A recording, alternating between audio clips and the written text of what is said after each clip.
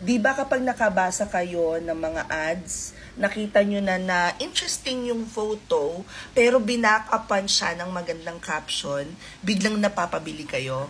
That's what copywriting is for.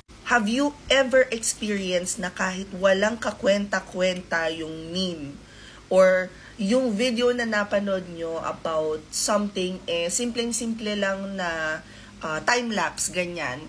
Pero pagtingin nyo dun sa yung overlay text ng video, very convincing, very powerful yung words na ginamit. Doon kayo napapaisip na, oh shit, kahit walang sense yung video, pero pag nilagyan mo ng text na sobrang may impact, sobrang nagre-resonate kayo as the audience, mag-a-agree kayo, mako-convert kayo, and at some point mapapabili kayo. That's what copywriting is for. I have seen so many mentors, coaches here on TikTok offering copywriting, pero hindi ganun ka-impactful.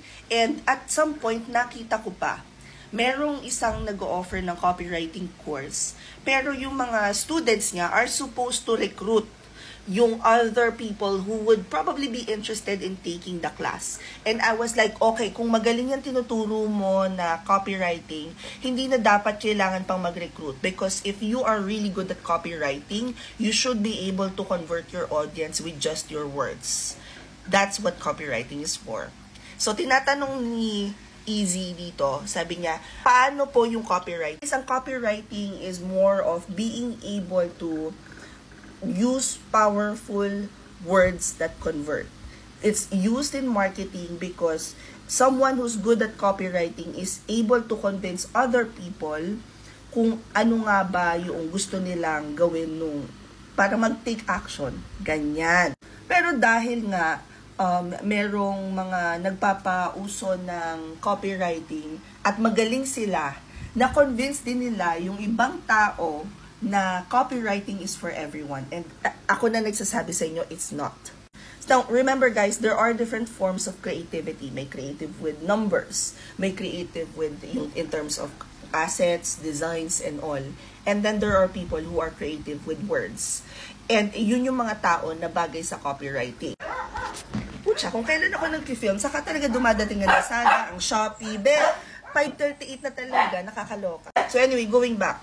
Is copywriting for everyone? No. Napapag-aralan ba ang copywriting? Yes. Pwede ka bang yumaman, mag-earn ng 6-7 digits? Totoo ba yung balita na pwede kang mag-earn ng ganong kalaki as a copywriter? Yes.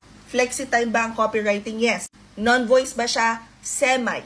Because kailangan mo pa rin i-meet yung clients mo. Kailangan nyo pa rin mag-usap. Wala namang posisyon na freelancing na never kayo mag-uusap ng client mo. At some point, you really have to communicate with your client via phone call or meetings. Paano ngayon matuto ng copywriting? Now guys, there are a lot of free resources online. Pero if you want something that's live, meron tayong pilot class that will start tomorrow. 4 till 8 p.m. siya. $999. May 2 weeks kayo na internship.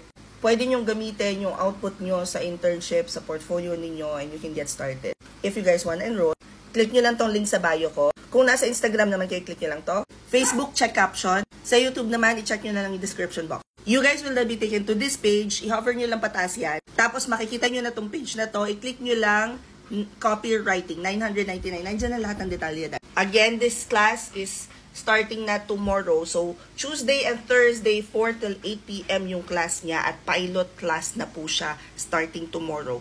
4 till 8 p.m. Ano pa ba hindi ko nasasagot? Guys, i-comment nyo na nga lang kung may question pa kayo about this class. But this is closing tonight at 12 midnight. Kaya kung interesado kayo matuto ng copywriting, mag-enroll na kayo. Comment any questions you guys have about working from home, follow from our work from home chismis, and I'll see you at the classroom. Bye!